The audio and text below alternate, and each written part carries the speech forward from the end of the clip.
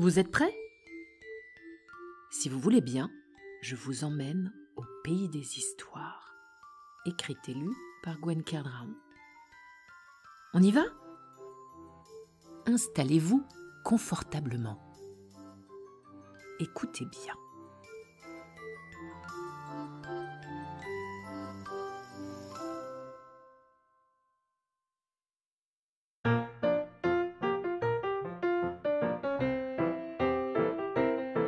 Monsieur Patouille.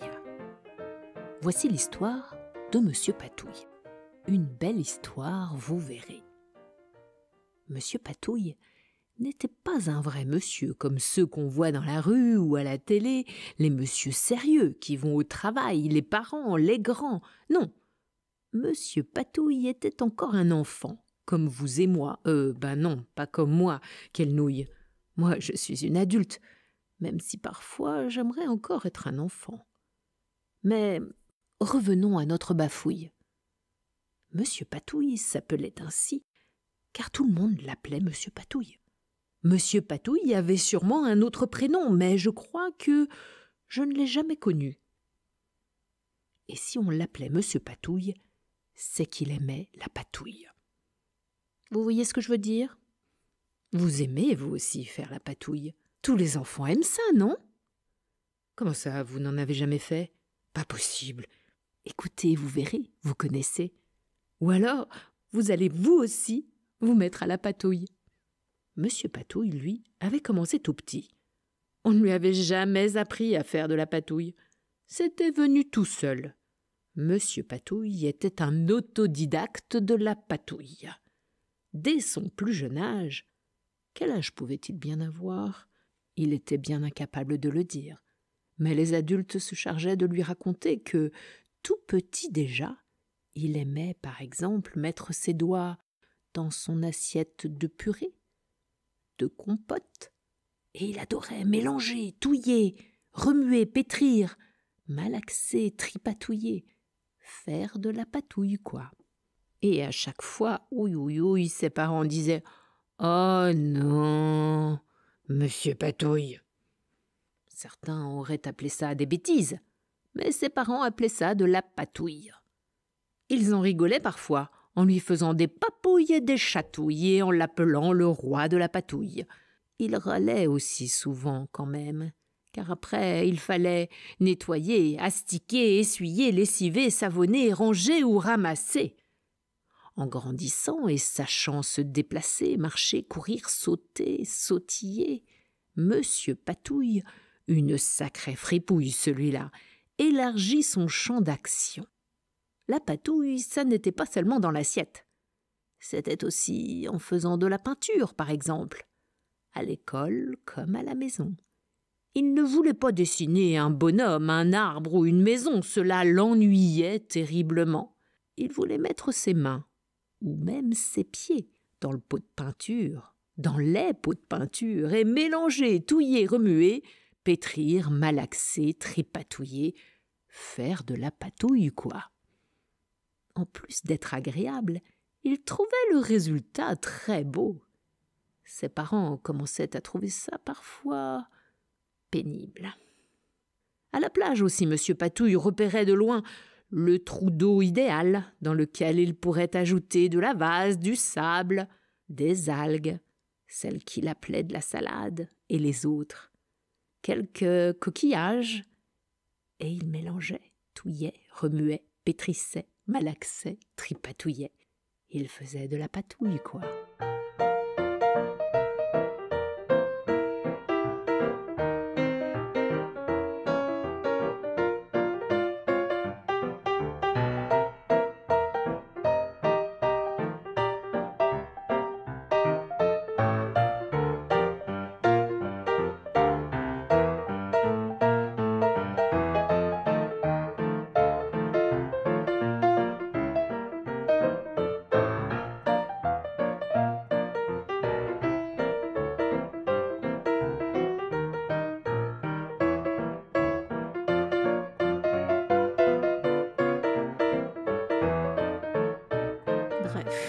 Dans le jardin, à la plage, en forêt, partout où il pouvait patouiller, il patouillait.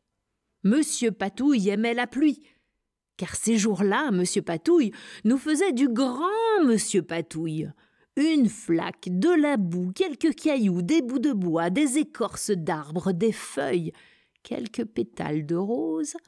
Ça marche aussi avec n'importe quelle fleur. Si en plus il pouvait ajouter quelques vers de terre ou autres bébêtes, c'était le grand bonheur.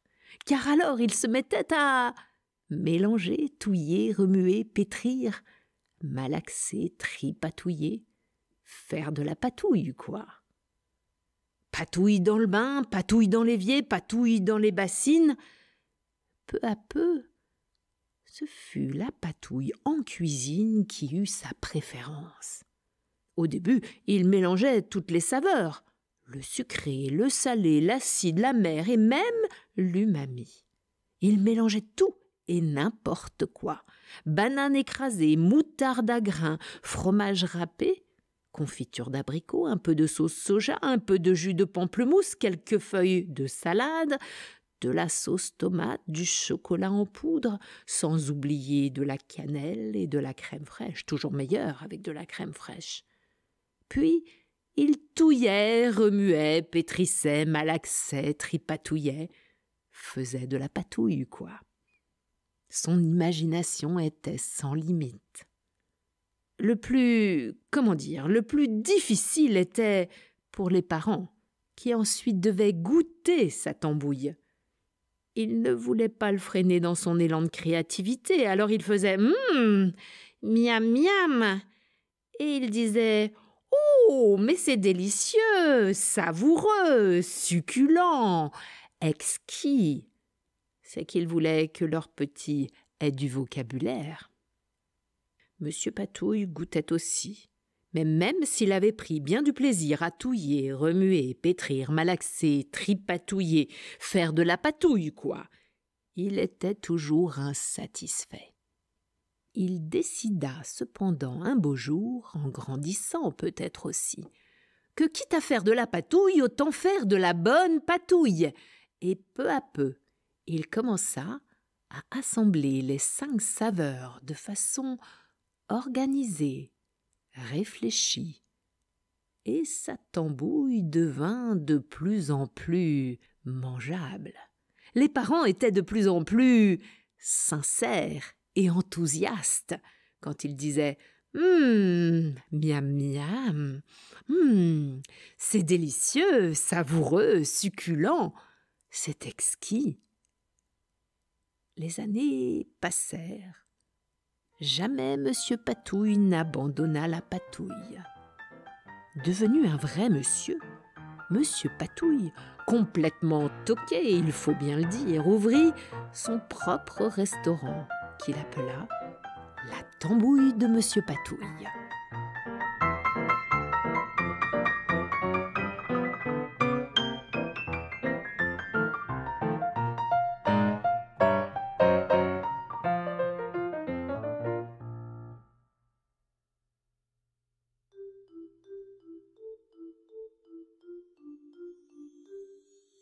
L'histoire est finie. Je vous dis à bientôt au Pays des Histoires.